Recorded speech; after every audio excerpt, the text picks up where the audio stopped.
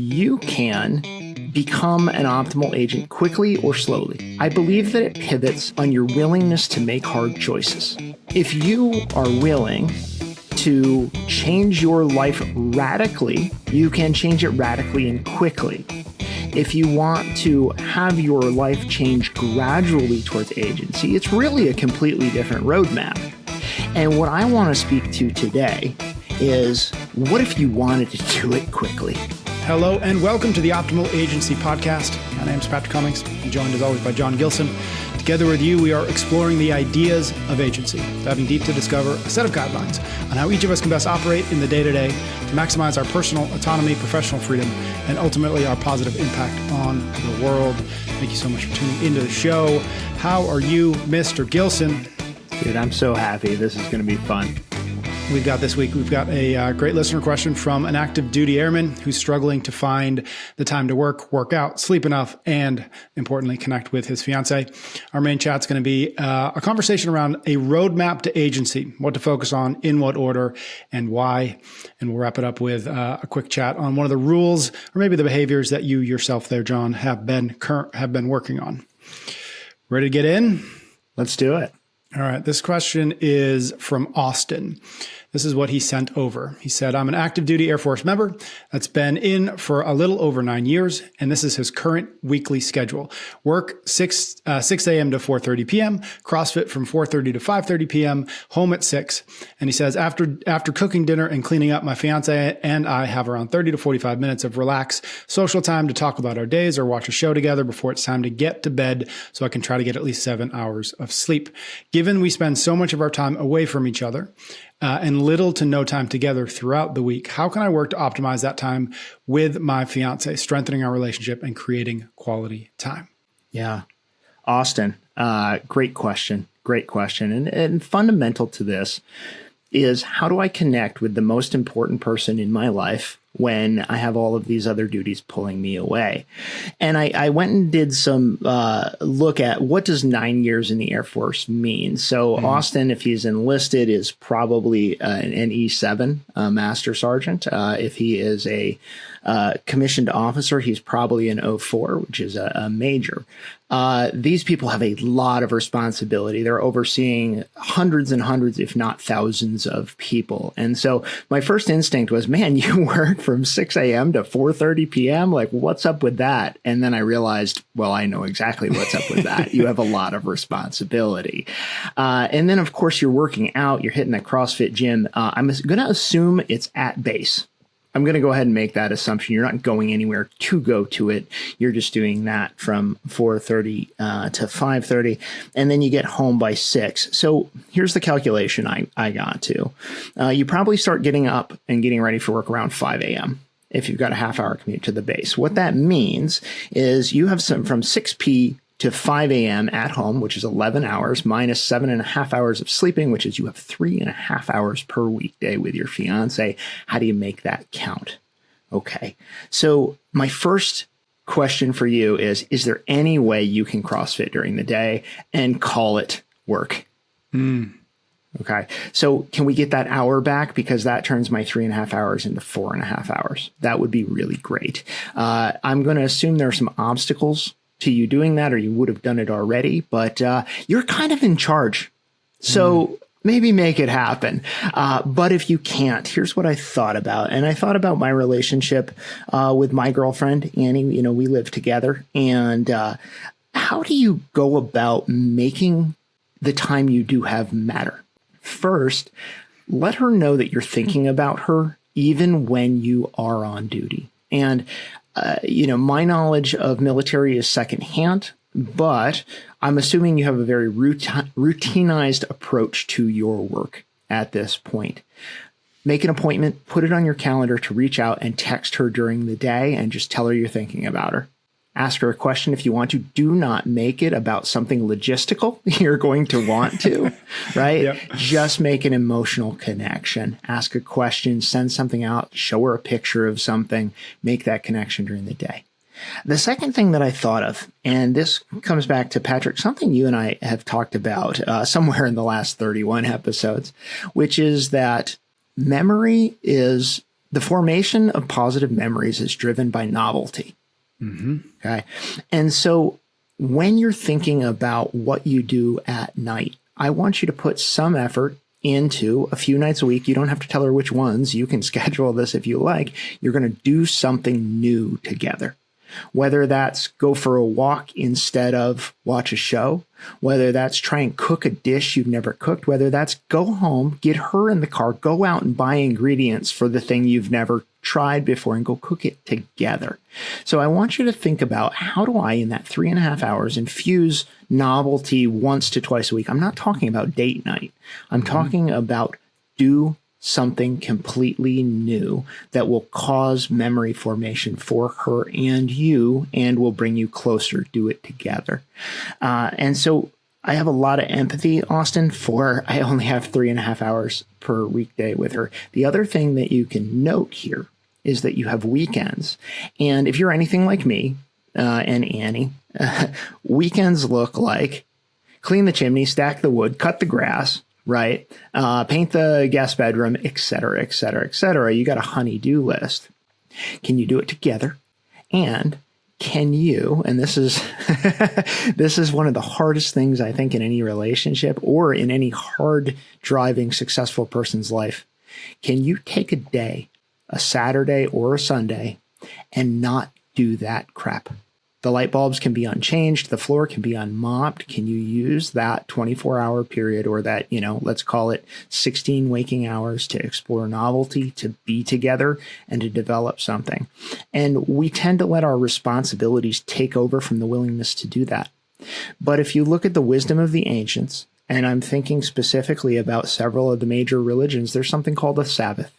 And the Sabbath is not code for go to Home Depot. The Sabbath is code for stop working and connect and be with your family. So, Austin, I hope that helps. Thank you for your service. Thanks for being a member of the Air Force. My father was actually an airman as well. So stoked that you had a question and that you had the bravery to write in and ask. Thanks, man. Love that. I didn't know that about your dad. The only thing I would add to that is, and it's just echoing what you said, which is something that Ryan Holiday talks about, this concept of garbage time, or more specifically, there's no such thing as garbage time. And he talks about that. Ryan Holiday talks about it a lot with parenting, where it's like, oh, the kid's over there and I'm just kind of like, whatever, I'm sitting on the couch doing nothing.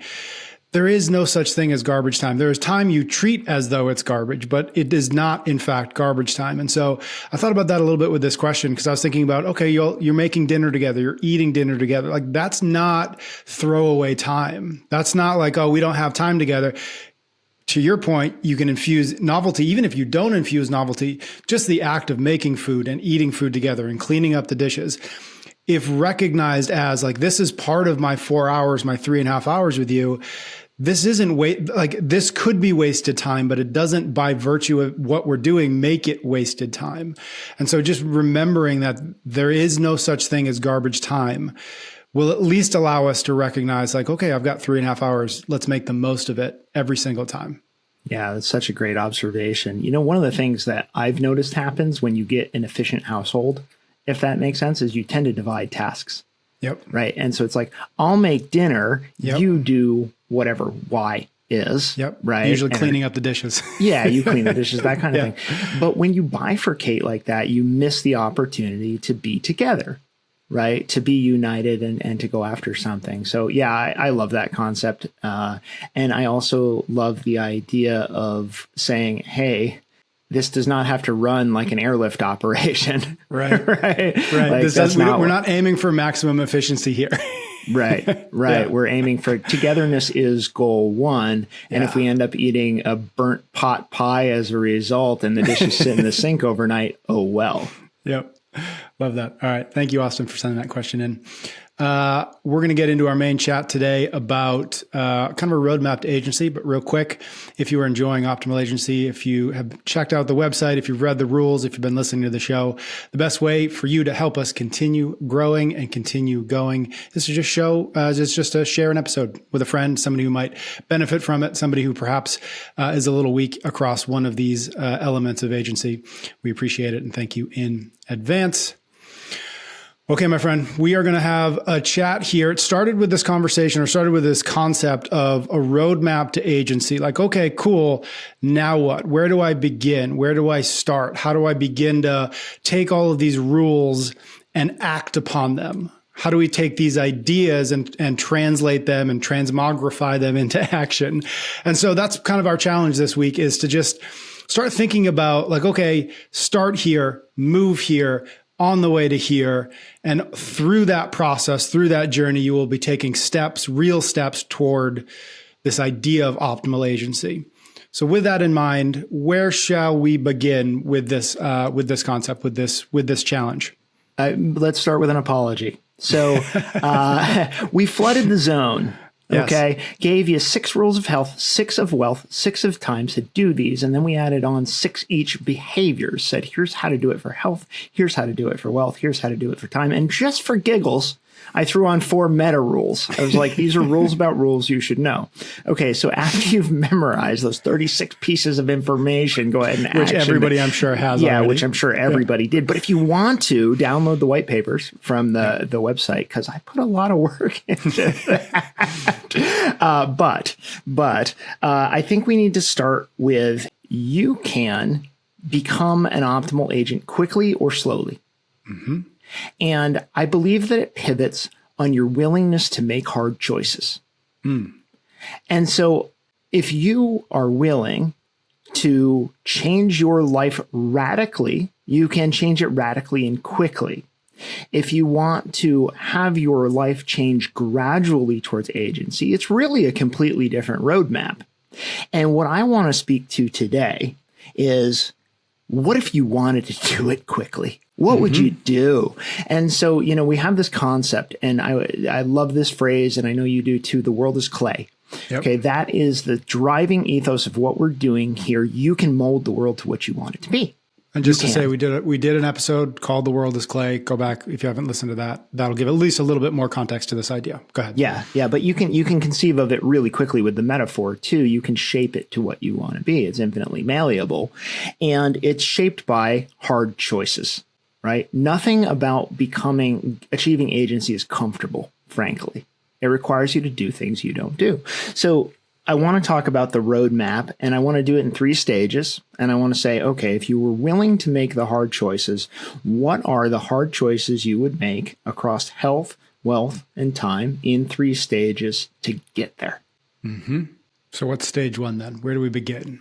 Yeah. So I haven't named the stages. Okay. So this is step 1. Okay. So of all the things we know about, and let's start with health. So of all the things we know about health, we know one, which is connection underpins everything. The healthiest people have the deepest social capital, the deepest social networks. They have friends, and they have people that they can count on. Okay, so if you're not specifically nurturing your friendships, your relationships with family and community, you need to get better at that. Get involved with your friends, do things, get enmeshed in your community, and some degree of community service that allows you to see wider than your own household. That will do more for your health and longevity than anything else. And that is not bluster. That is backed by the Robert Waldinger's study and the study on human happiness at Harvard, which is portrayed in Waldinger's book, The Good Life. Absolutely encourage you to read that. So you want to be an agent, you want to feel free, you got to be connected first. That's going to give you the underlying health to act. Okay, second, what do you need to get good at around wealth? I think you need to make hard choices in 3 realms. What is my housing situation? Where do I live? And how do I commute and transport myself around the world? In other words, how do I deal with vehicles specifically? Okay, so let's take those one at a time. Housing. We tend to fracture ourselves into what's now called a nuclear family. And it's not like The Incredibles. We're not all superheroes. What that actually means speak is for yourself. Yeah, right. Dude, I want to be Dash. But quick side note, I have a friend whose kid's name is Dashel and his nickname's Dash. That's good. And that's awesome. So I don't know, more parents, stop naming your kid Hunter and please start naming your kid Dash. Okay. So in terms of housing, we tend to fracture ourselves into mom, dad, and kids. Yep. And if you think about it, we have this tremendous waste where most of the world pre-capitalism was a multi-generational household. You had grandma, grandpa, maybe even great grandma, right? You had their children who were now the parents, the patriarchs of the family, and then you're raising other generations and kids, many siblings living together, helping to raise each other in communities that had similar units in them. Mm-hmm. And so we had this broad demographic swath of people who were communally helping each other. Well, what have we done? We've said every, right, quote unquote, red-blooded American man and woman needs to own a home. Right. Well, this is just a lie foisted on us by the real estate industry. And so what that means is you are probably paying a large percentage of your income for your housing. Okay. Do you really need to? Okay. So there are solutions to this. And the point is, how can you save money? Because if you can save money, you can build wealth. And if you can build wealth, you can achieve agency rapidly. Okay. So one, multi-generational living. Two, hate this term, but you'll understand it, house hacking. Mm-hmm. Okay, so for instance, Annie and I, two people, live in a 3,000 square foot house with 2 bedrooms that we use for nothing. Nothing. Right. Except when I come over and then my kids sleep in one of them and I sleep in Except when you come over. Yeah, they're guest rooms. It's the optionality of having guests is the rationale for this. But the reality is we could rent those rooms out. We could have roommates. And who says that a 40-year-old some odd couple can't have roommates? Nobody. Nobody says that, and you can do it, right? The other major housing hack is location. And that is you've decided to live where you live. You've decided to work where you work. Why? Why? Are you close to family who can support you socially, or are you far away? And you can start to see how housing, location, and connection can all be enhanced by moving to a place closer to your family, right? And so if you can hack that circle and make your housing cost less and less as a percentage of your income, you're going to get a huge jump towards agency. Here's another interesting housing thing. If you live alone, which is a shocking number of Americans. Shocking number. I think it's well north of 25% of people live alone. Stop. Find someone else to share that economic burden with, whether that is another retiree, if you're retired, whether that's a significant other, if you're of that age, right? Or whether that's just a roommate. Share the economic burden of your home, your food, etc. That will do more for your agency than really kind of anything else if you are living alone. And before we move on to transportation, before we move on to how you move yourself around the world, Pat, does this strike you as a radical idea or set of ideas?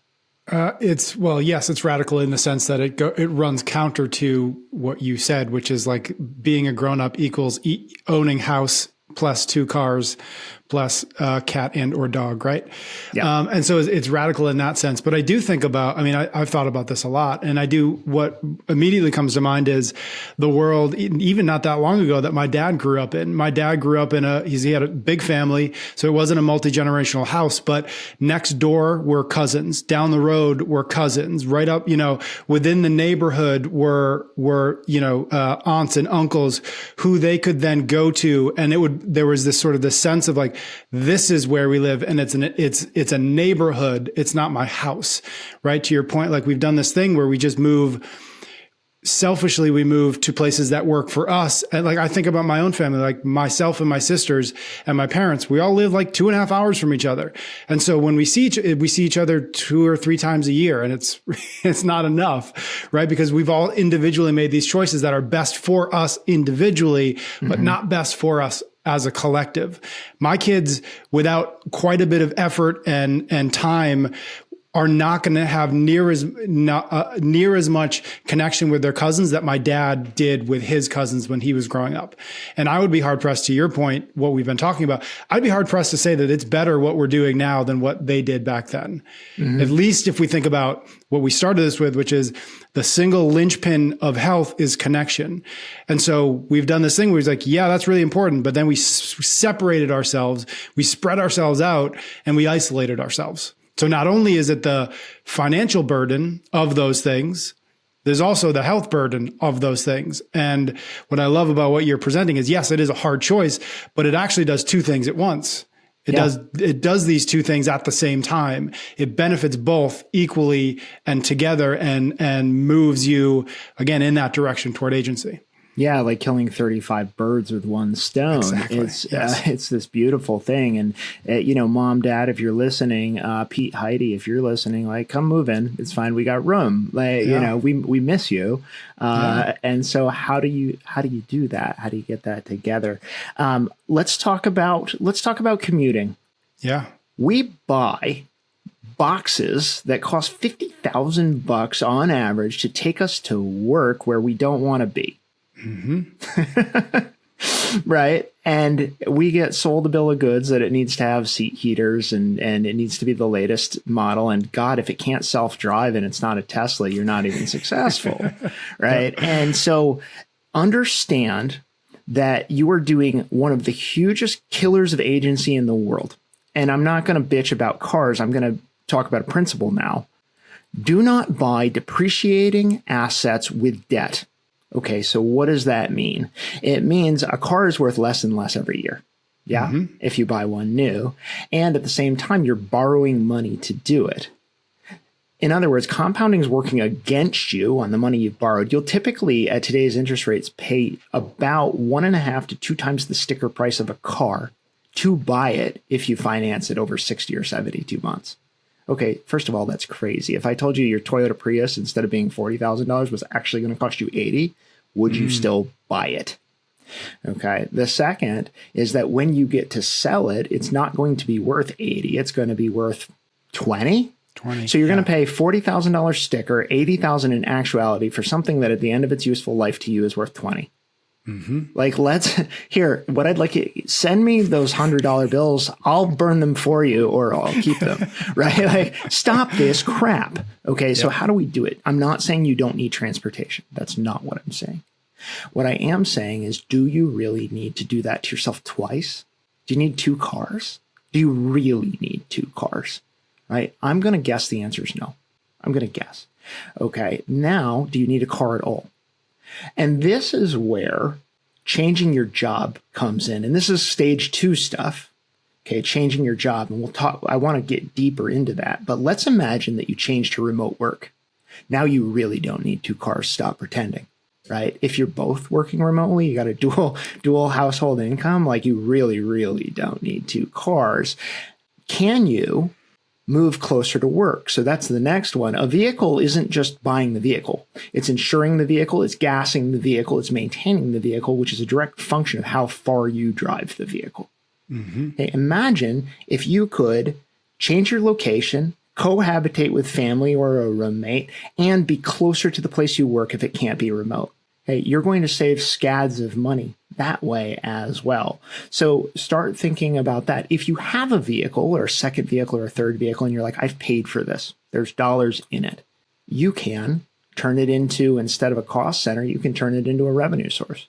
Mm-hmm. You can literally rent out your vehicle privately. For instance, there's a service called Turo, Turo.com, that allows anyone to list their vehicle and insures it for you, frankly, and allows other people to take it out.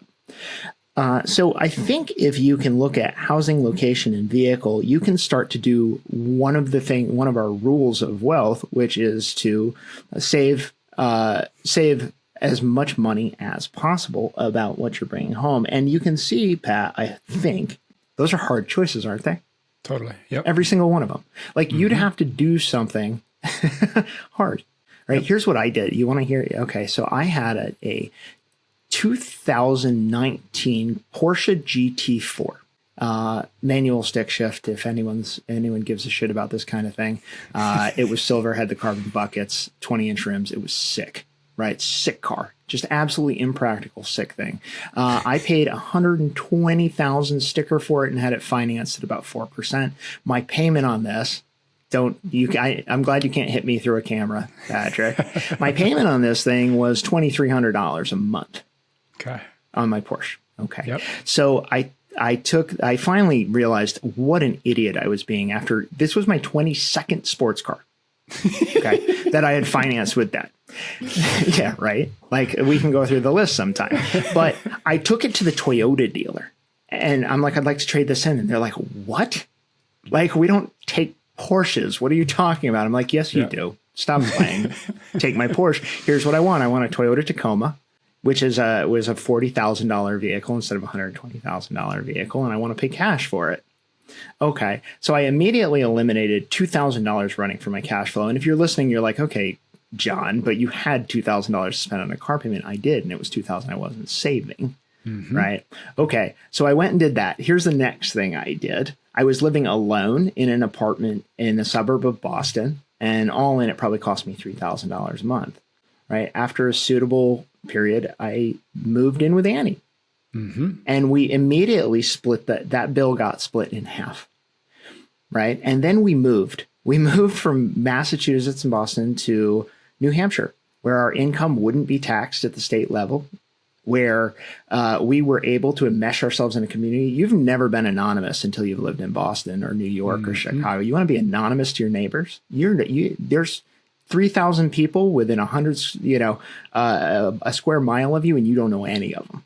You don't know any of them. We came to a community where we could have mesh in it. We spent what we were spending on rent to buy a house, right? And so we can host family, bring friends, all of these things. And what I'm saying is none of those were easy choices, but they all moved me to agency and moved me to agency rapidly. Mm-hmm. The last thing in stage one, you're wasting a lot of time at work. I'm guessing. I want you to set boundaries about your working life. It is not who you are, and I want you to accept that. When people ask who you are, right, I would love it if you said anything but your profession, frankly. Mm-hmm. Okay? And here are the decisions I want you to make. How long will you work each week? Hours. What's the cap? What's the cap? I want it to be mildly unreasonable. Okay, mm-hmm. I don't care if you think you have a 40-hour a week job. I want you to try to say, I'm going to work 35 hours and no longer. Yep. Right? If you want to get really brave and you have a 40-hour job, say 30. I'm going to work 30 hours and no longer. Because the point of work is not time spent. The point of work is productive output. Mm-hmm. What can you do in that time? And so as we get into stage 2 and stage 3, this is what I'm going to tell you. Agents have the ability to focus and get shit done in much less time than the average knowledge worker takes. So how long are you going to work each week?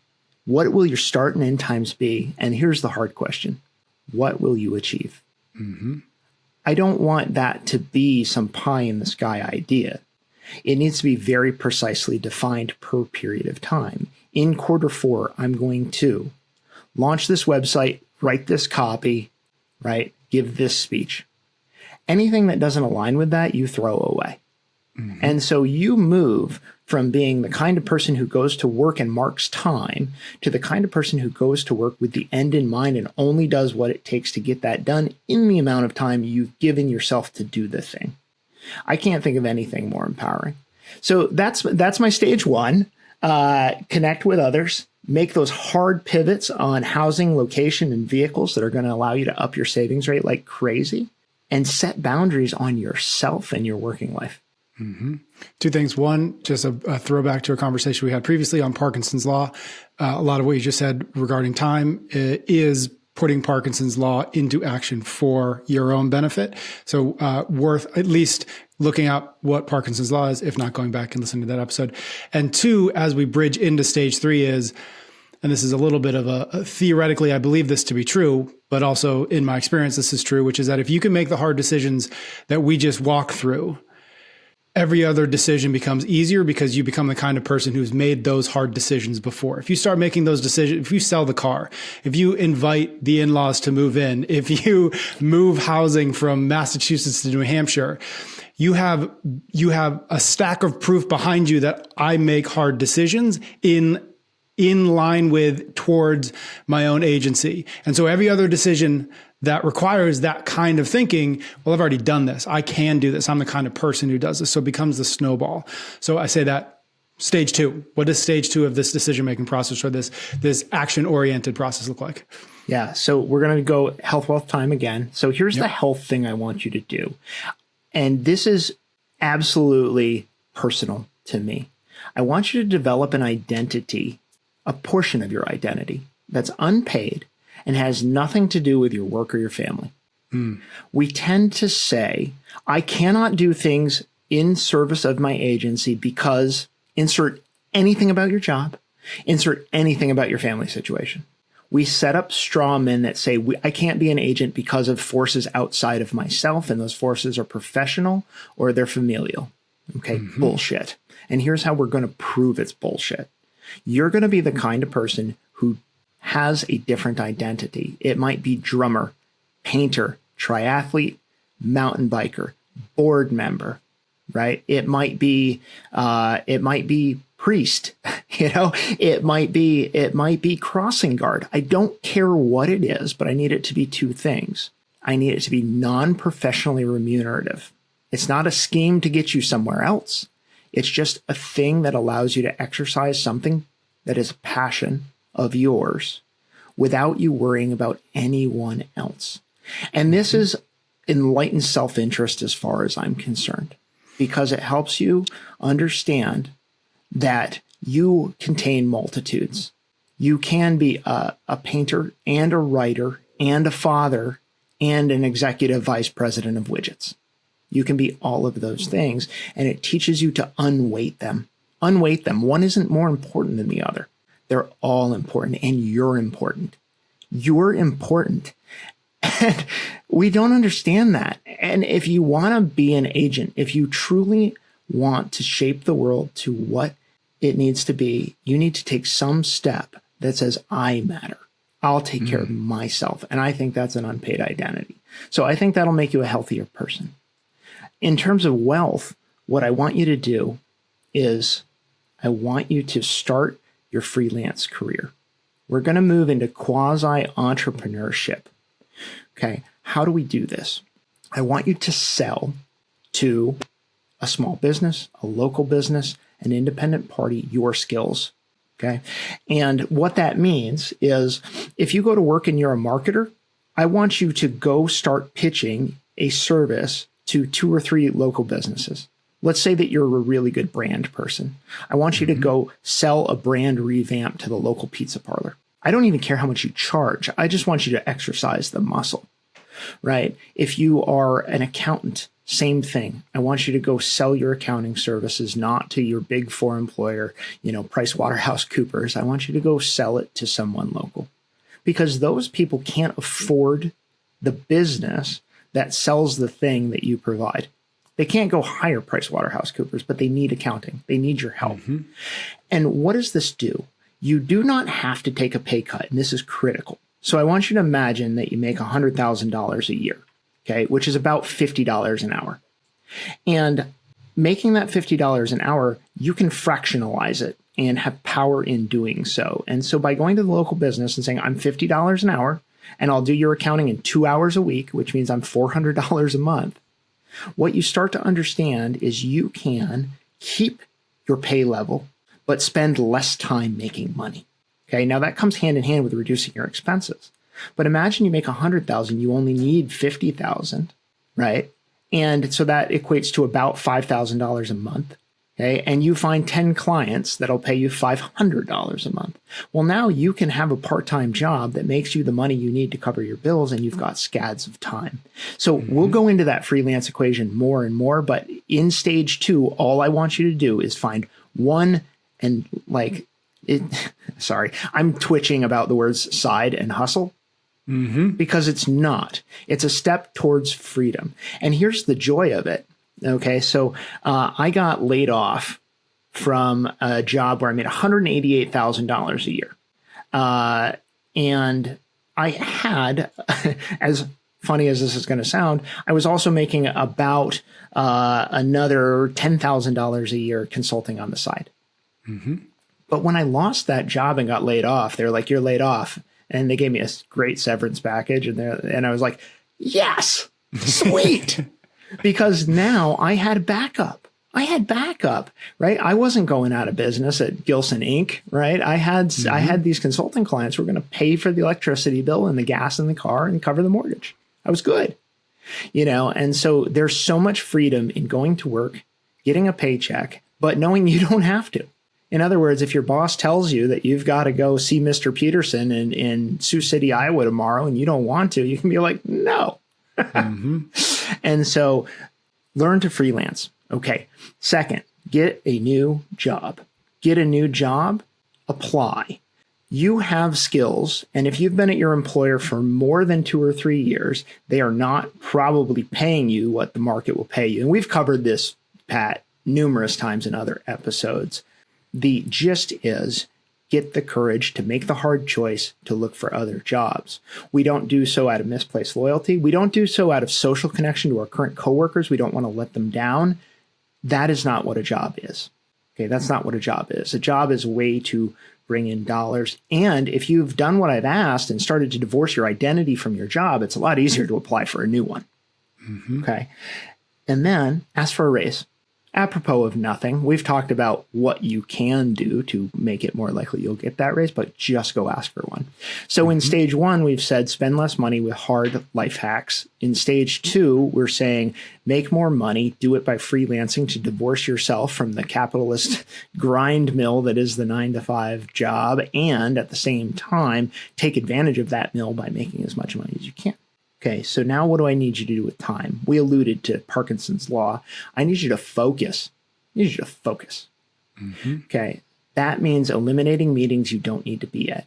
That means putting blocks of time on your calendar and literally learn time blocking. Google those words. Get a digital calendar. If you are running this out of a day planner with a pencil, you are a dinosaur and you're hurting yourself. Stop. And what I want you to do is I want you to block out time to do work on your calendar. It's not just for appointments with other people. It's for appointments with yourself. And we designate the time, and then we designate the task. What that means is that at work, you are planning what you're going to do as much time, maybe even a quarter of the time, compared to actually doing. What am I going to do at Thursday at noon to launch that new website? Give me 3 concrete actions. And then when I sit down at noon, I do those 3 things. What do I do to focus?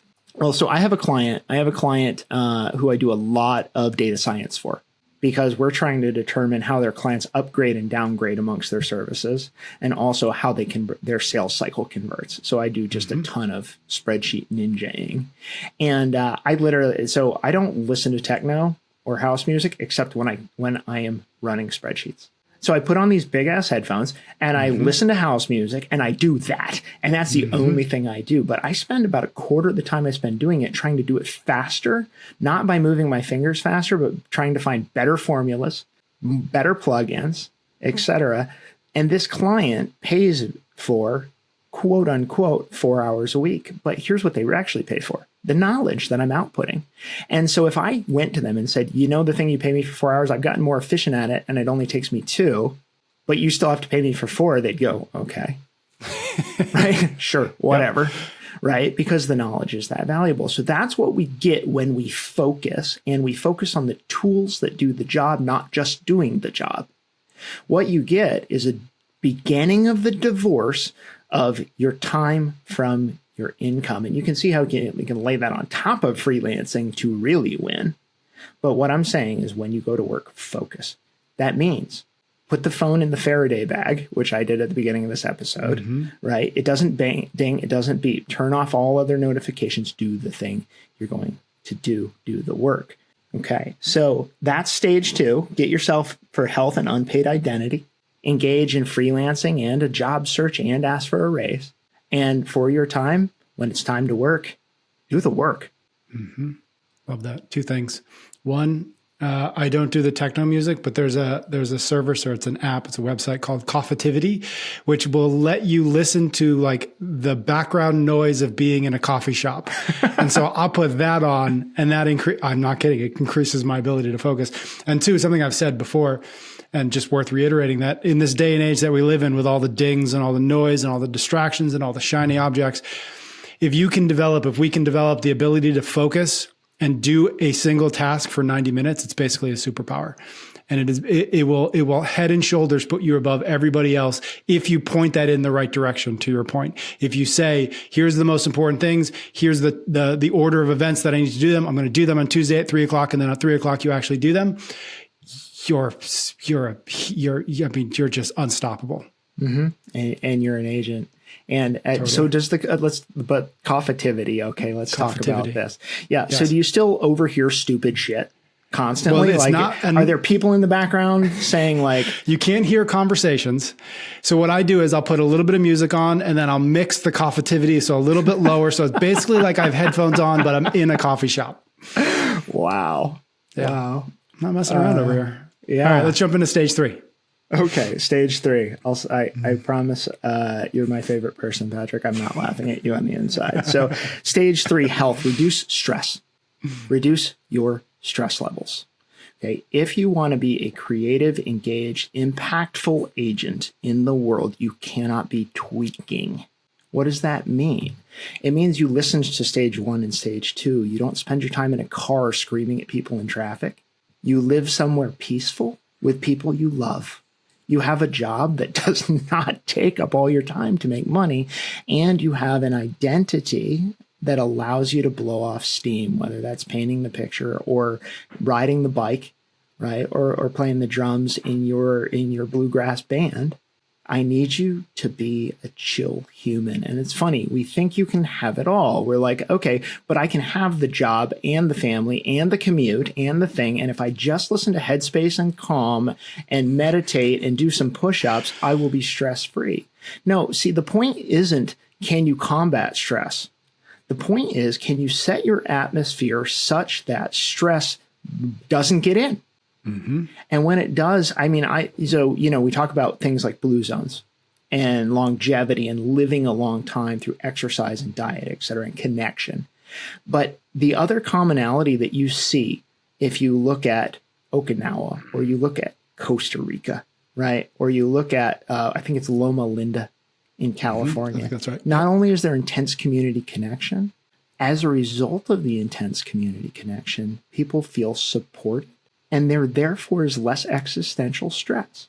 They're not working hard. Octogenarians in Okinawa don't tend their garden 12 hours a day, right? While somebody's pipelining them espresso.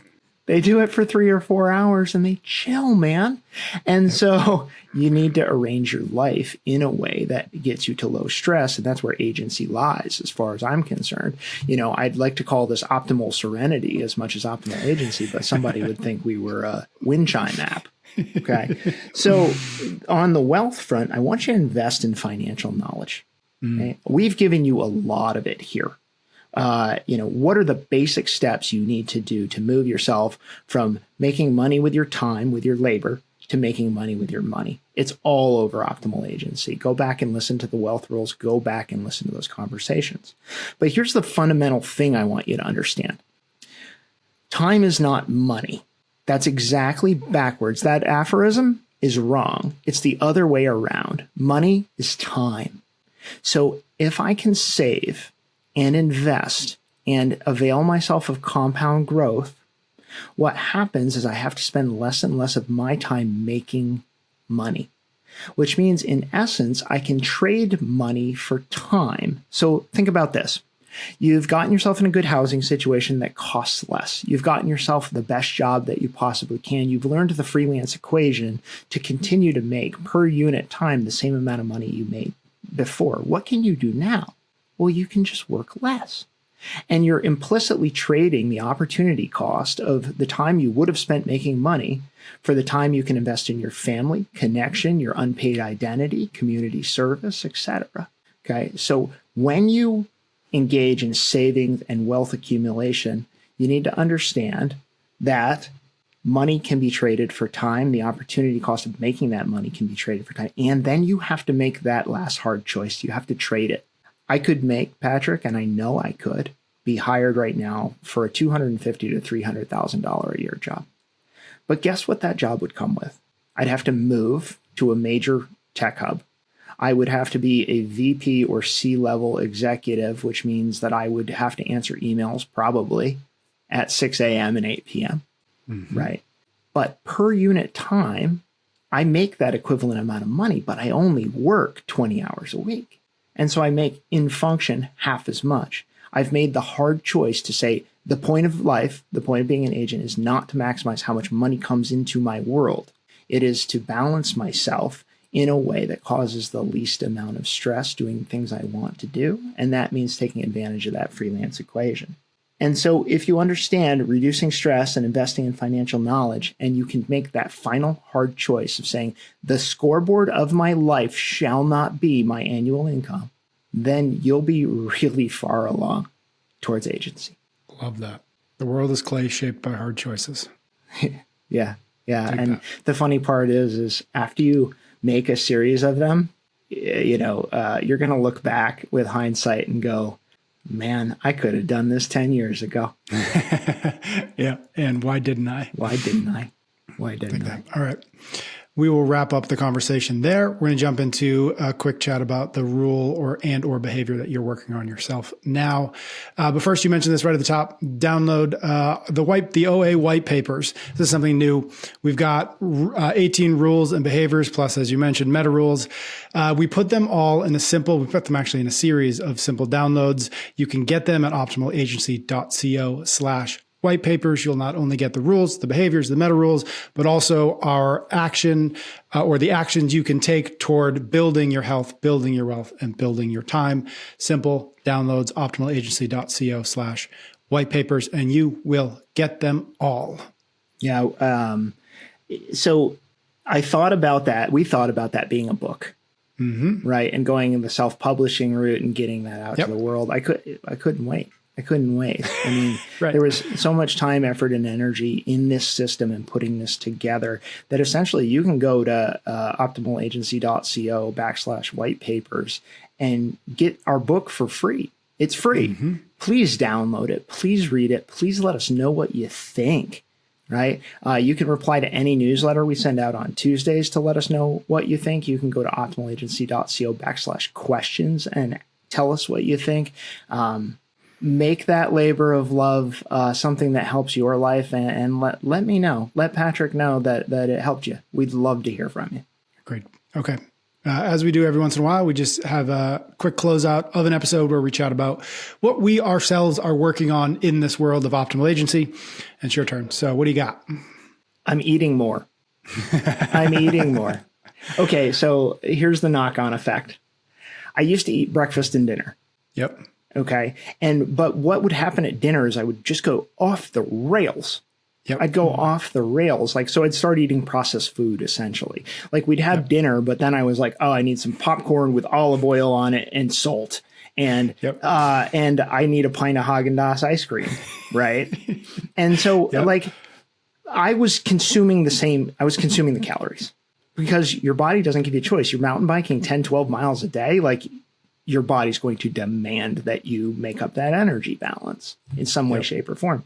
So here's what I started doing. I started doing actually two things, but I can couch them under eating more. I started eating lunch, and I started actually preparing lunch, taking that break to cook my lunch and making it balanced, right? Protein, fat, carb, and to eat it. And what I've found by eating breakfast and lunch and dinner and having them all be high quality, nutrient dense meals is that those cravings disappeared.